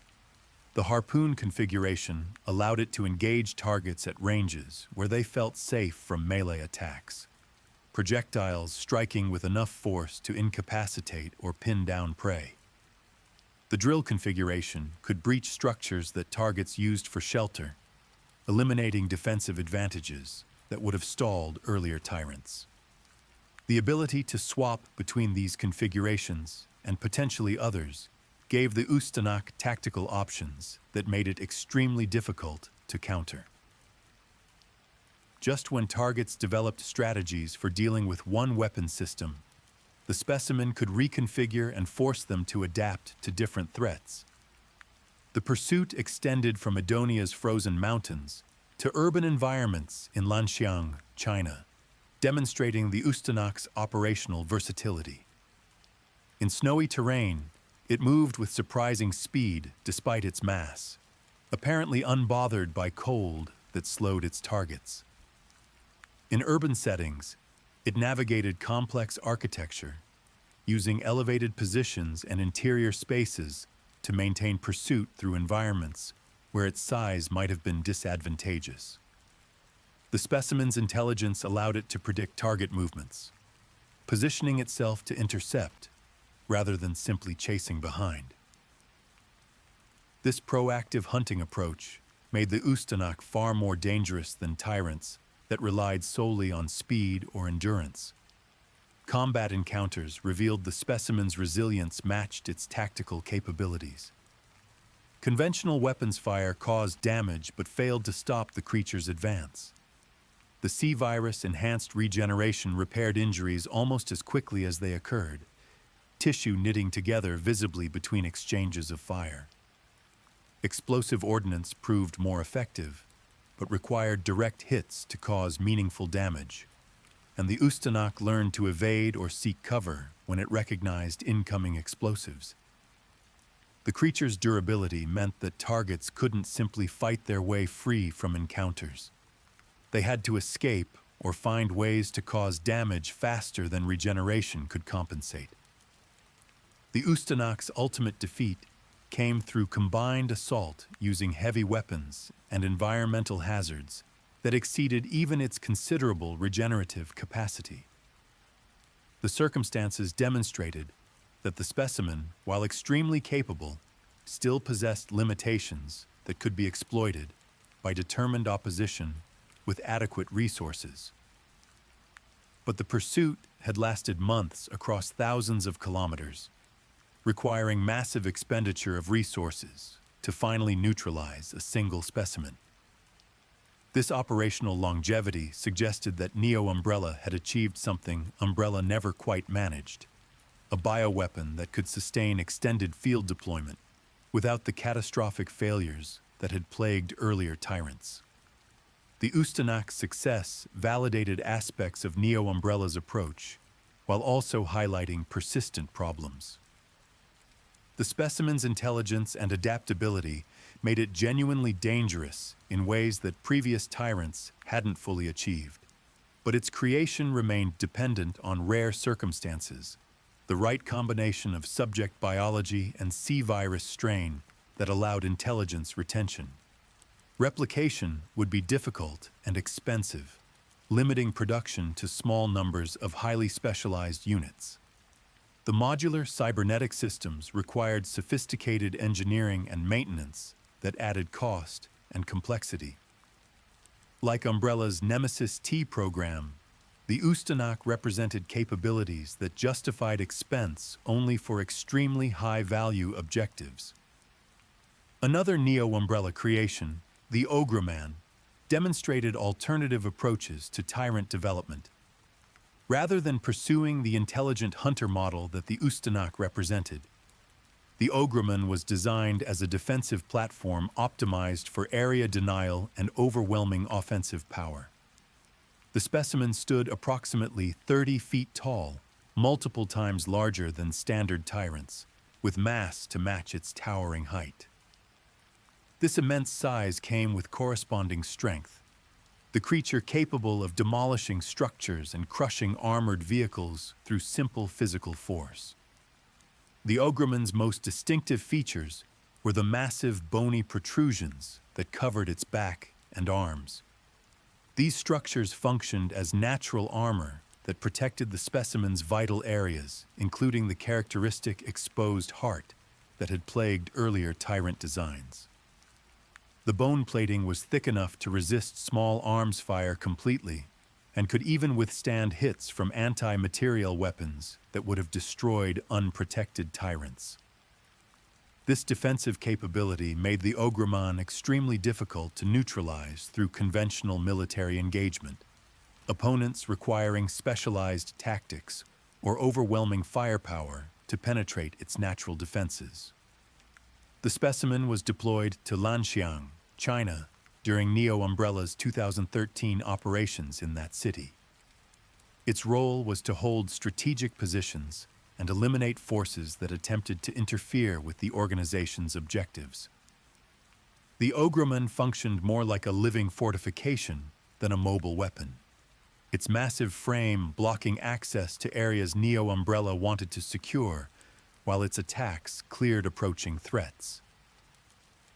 The creature's tactics were simple but brutally effective, using its size and strength to dominate any space it occupied. Combat against the Ogreman revealed both its advantages and limitations as a defensive platform. The specimen could withstand extraordinary amounts of damage, absorbing fire that would have destroyed multiple smaller Tyrants without showing significant impairment. Its attacks were devastating when they connected, powerful enough to kill targets instantly through sheer force. The bone armor made targeting its vulnerable spots extremely difficult, opponents needing to find angles where exposed flesh was accessible while avoiding the creature's retaliatory strikes. However, the Ogreman's massive size and defensive orientation created exploitable weaknesses. The specimen moved slowly compared to human opponents, its bulk making quick maneuvering impossible. Agile combatants could evade its attacks and position themselves where the creature's size actually hindered its ability to respond. The bone armor that protected its heart also limited the specimen's flexibility, restricting range of motion in ways that created blind spots and approach angles it couldn't effectively defend. Most significantly, the Ogreman could be bypassed rather than defeated in many situations. Its role as a defensive platform meant it typically remained in fixed positions, allowing opponents to simply avoid areas it controlled rather than engaging it directly. The specimen's destruction required concentrated effort, using explosive ordnance and sustained fire directed at gaps in its bone armor. Even with appropriate tactics, the engagement lasted considerably longer than combat against standard Tyrants, demonstrating the defensive capabilities that Neo-Umbrella had successfully engineered. But the Ogreman's ultimate defeat validated concerns about using bioweapons as static defenses. Any defensive position can be bypassed, surrounded, or reduced through siege tactics that don't require direct assault. The specimen had no ability to pursue opponents who withdrew beyond its effective range, limiting its utility to situations where targets had no choice but to enter areas it controlled. The contrast between the Ustanak and the Ogreman illustrated Neo-Umbrella's diversified approach to bioweapon development. Rather than trying to create a single Tyrant design that excelled at everything, the organization produced specialized variants optimized for specific roles. The Ustanak served as an intelligent hunter for targeted operations. The Ogreman functioned as a living barrier for area denial. This specialization addressed some of the problems that had plagued Umbrella's earlier attempts at creating general-purpose supersoldiers, accepting that different missions required different capabilities. However, specialization created its own limitations. Each variant required separate development programs with associated costs. Support infrastructure needed to accommodate different specimen types with their unique requirements. Deployment planning became more complex when choosing which variant to use for particular objectives. The economic reality that had doomed Umbrella's Tyrant program still applied. The costs of developing and maintaining multiple specialized bioweapon lines accumulating faster than revenues from their deployment. Neo-Umbrella's programs would eventually face the same financial constraints that had destroyed its predecessor. Though the organization's shorter operational lifespan meant these problems never fully manifested before other factors ended its activities. By 2017, bioweapon development had largely moved beyond the Tyrant concept entirely. The mold-based infections discovered in Louisiana demonstrated capabilities that made traditional viral bioweapons seem primitive by comparison. Eveline, designated EN001 by the organization known as the Connections, represented a completely different approach to biological control systems. Rather than creating individual enhanced specimens, the mold established networks that connected multiple hosts through shared fungal biology, allowing distributed consciousness and coordination impossible with Tyrant designs. The Baker family property in Dulvey, Louisiana, became a demonstration of what mold-based infections could achieve. The family members who had been infected maintained their individual personalities and memories while being connected through mycological networks that allowed Eveline to influence their behavior. This created a system where individual hosts could be controlled without requiring neural implants or training, the fungal connection providing direct access to their nervous systems. Damage to individual hosts meant nothing to the overall network, infections spreading through spores that converted new victims faster than they could be eliminated. Compared to this, Tyrants seemed almost quaint. A single powerful specimen that required extensive development and careful handling versus infections that spread exponentially and created their own reinforcements from available biology. The economic comparison was stark. Creating one Tyrant consumed resources that could produce fungal infections, capable of converting entire communities. The operational comparison was equally clear.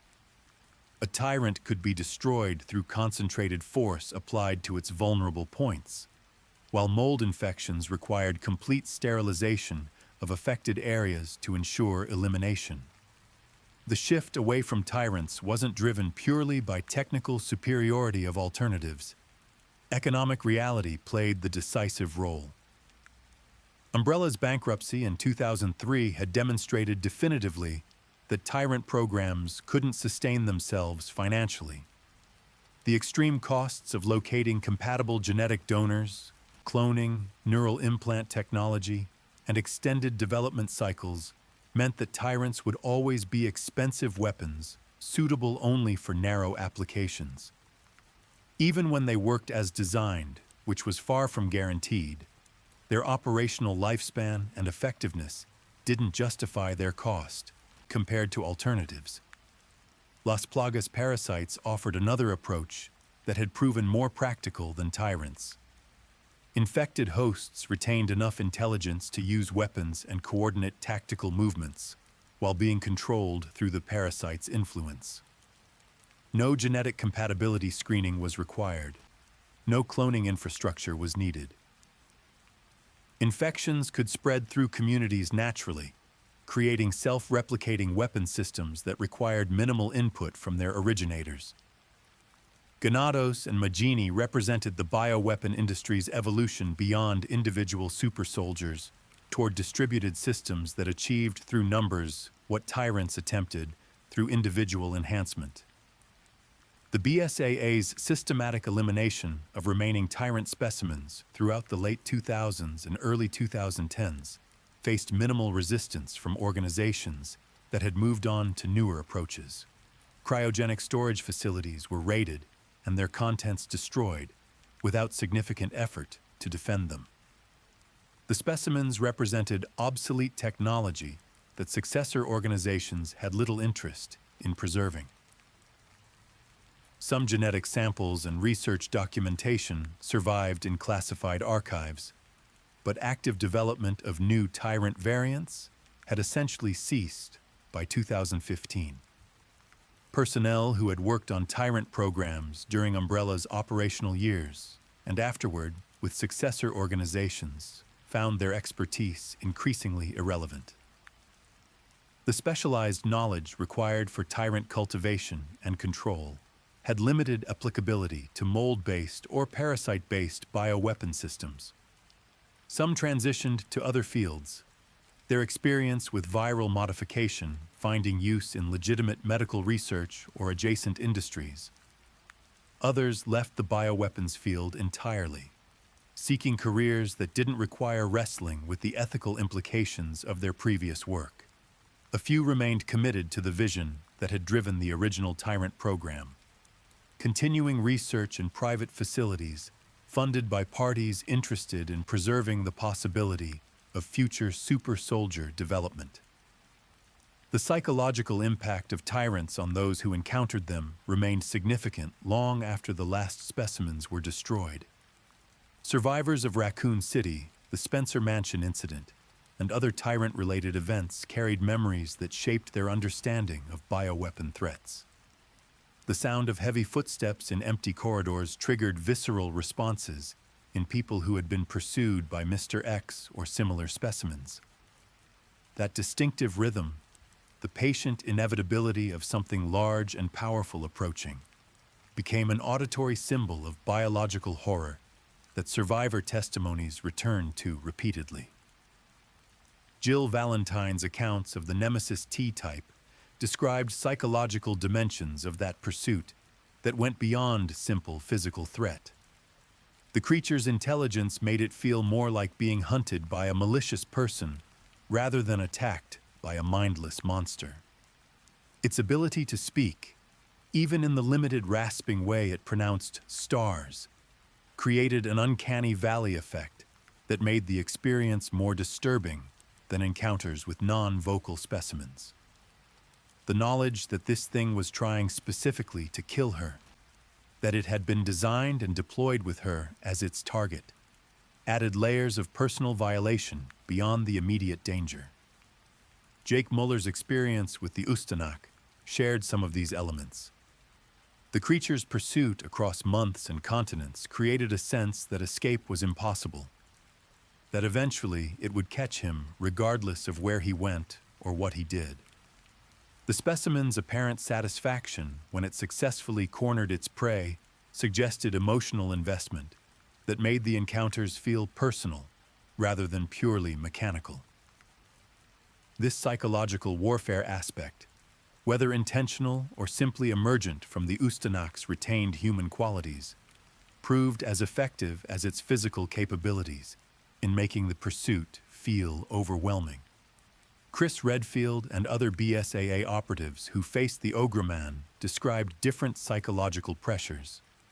The specimen's immense size and durability created a sense of fighting something that couldn't be defeated through normal means.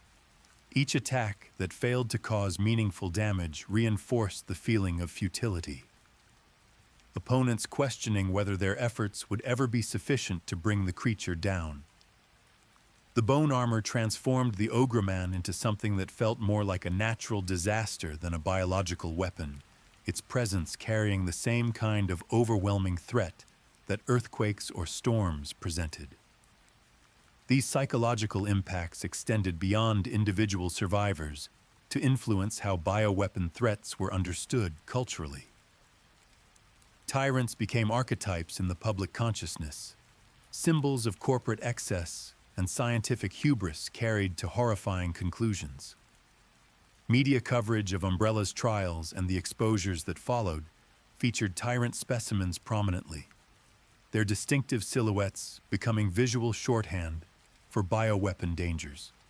Horror entertainment incorporated elements clearly inspired by Tyrant encounters, creating a feedback loop where fictional versions of these creatures reinforced and elaborated on the fears that real specimens had generated.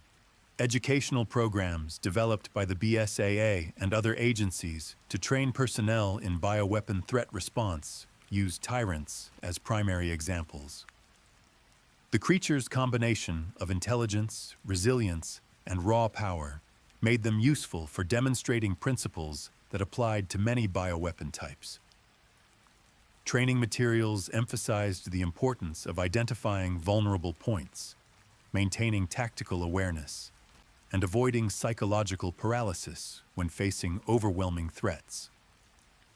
Simulations based on Tyrant encounters became standard parts of preparing response teams for potential bioweapon incidents. The legacy of Umbrella's Tyrant program thus extended far beyond the actual operational use of these specimens. The creatures had failed commercially, their development costs vastly exceeding any revenue they generated. They had failed operationally, vulnerabilities and instabilities limiting their effectiveness in real combat situations. But they succeeded as symbols, becoming defining examples of what could go wrong when biological research pursued enhancement without sufficient consideration of control or consequence. The fact that these things had been built from human beings, that they represented people transformed into weapons against their will or without their knowledge, added moral dimensions that made tyrants particularly resonant as cautionary examples. In the years after tyrant development ceased, occasional reports emerged of specimens appearing in isolated locations.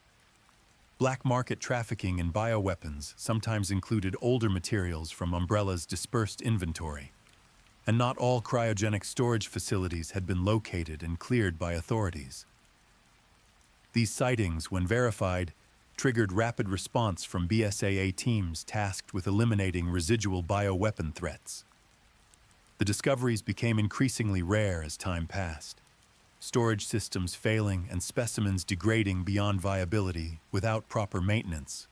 Theoretical discussions about reviving Tyrant development occasionally surfaced in classified channels where bioweapons research continued under various justifications.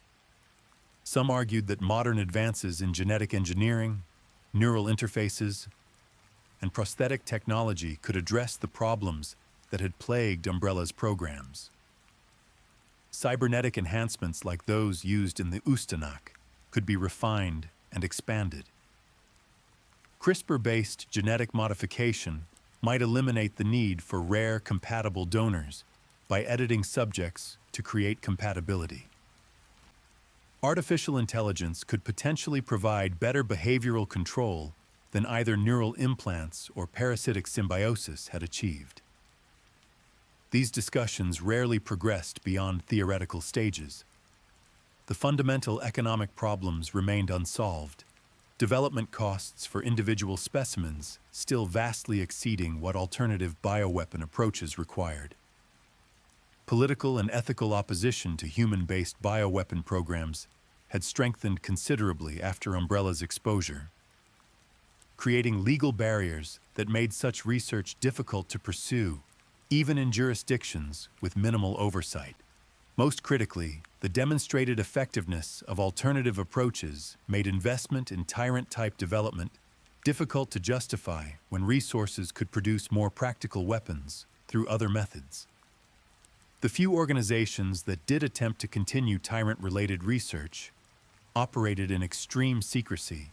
Their activities revealed only when containment failures or whistleblowers exposed them. These programs typically involved small numbers of specimens and limited objectives rather than the ambitious production scales that Umbrella had envisioned. They faced the same problems that had destroyed their predecessor: specialized weapons with narrow applications competing unsuccessfully against alternatives that offered better versatility and cost-effectiveness. As the 2020s progressed, the Tyrant concept became primarily historical interest. Academic researchers studying bioweapons development treated the program as a case study in how technical achievement didn't guarantee commercial success or operational viability. Umbrella's extensive documentation, much of it recovered during facility raids and legal proceedings, provided detailed information about development processes, decision-making, that led to various design choices, and ultimately the factors that caused the program's failure. This material became valuable for understanding how bioweapon programs evolved and eventually failed, offering lessons that remained relevant even as the specific technologies changed. Survivors continued sharing their experiences through official testimonies, therapeutic contexts, and occasionally public forums where they felt their stories might provide value. These accounts preserved human dimensions of encounters with tyrants that technical documentation couldn't capture. The fear of being pursued by something that seemed unstoppable. The desperate improvisation required to survive against enemies that were stronger, tougher, and often more intelligent than their victims. The trauma of watching colleagues die to creatures that should never have existed. These narratives ensured that the human cost of the Tyrant program remained visible alongside the technical and financial aspects that dominated other discussions. Memorial services for victims of bioweapon incidents often specifically mentioned tyrant encounters among the horrors that people had endured. The creatures had directly killed hundreds, perhaps thousands of people during their operational deployments and various containment failures. Indirectly, the resources consumed by Tyrant development had funded Umbrella's other programs, contributing to outbreaks that killed many more. Acknowledging this toll became part of how communities affected by bioweapon incidents processed their collective trauma. Educational institutions incorporated Tyrant history into curricula covering bioethics, corporate responsibility, and the relationship between scientific capability and moral obligation. The program provided clear examples of how pursuit of technical goals without adequate ethical framework could produce outcomes that most people found abhorrent. Students analyzing the Tyrant program confronted questions about consent, the limits of what should be done with human biology, and how economic pressures could drive decision-making toward choices that violated basic ethical principles. The specimens themselves existed now primarily as preserved remains in secure facilities, examples kept for research and training purposes. These samples sat in cryogenic storage or chemical preservation, inert biological material that retained none of the threat the living creatures had posed. Researchers occasionally examined them for studies comparing viral modification techniques or analyzing how extreme mutations affected tissue structure at cellular levels. But they were no longer living beings or even credible threats, just biological samples interesting primarily for what they revealed about past techniques rather than current capabilities. In quiet moments, usually late at night in facilities where bioweapon research continued under different names and approaches, personnel sometimes wondered what had become of the people from whom Tyrant specimens were grown. The donors whose genetic material was taken without their knowledge or consent. Did they live ordinary lives unaware that something built from their biology had become a weapon? Had they died never knowing what had been done with what was taken from them? These questions rarely had answers. Umbrella's records focusing on genetic markers and medical data rather than tracking the human beings behind the samples. The Tyrant program's epitaph was written in financial reports and incident analyses rather than monuments or memorials. The creatures had consumed billions in development costs while generating minimal returns. They had killed hundreds while failing to achieve operational objectives that might have justified their creation by the immoral calculus of weapons development. They had demonstrated impressive capabilities while simultaneously revealing fundamental flaws that made those capabilities impractical for real deployment. They had achieved technical milestones in viral modification and neural control while failing commercially, operationally, and morally. What remained were the memories. Survivors who still heard heavy footsteps in their dreams. Communities that had lost people to outbreaks where tyrants were deployed. Researchers who had worked on the program carrying knowledge they couldn't share publicly. And scattered around the world in secure storage, preserved fragments of things that had once been human before corporate ambition transformed them into warnings about the costs of treating biology as merely another engineering challenge to be solved. The story of the Tyrants is ultimately a story of failure dressed as success, of capability without wisdom, of technical achievement untethered from ethical consideration. The creatures walked and killed and eventually died, but their legacy persists in the questions they force us to confront about what we're willing to do in pursuit of power and what we're willing to sacrifice in the process. Those questions remain relevant long after the last Tyrant specimen was destroyed, as new technologies open new possibilities for enhancement and modification that echo the paths Umbrella walked decades before. In the end, the Tyrants succeeded at only one thing. They became unforgettable. Not in the way their creators intended, as symbols of corporate power and biological mastery, but as reminders that some pursuits cost more than they're worth, that some capabilities come with prices too high to justify, and that sometimes the most important question isn't whether we can create something, but whether we should. The empty corridors of abandoned facilities echo with these lessons, waiting in the darkness for anyone who might need reminding.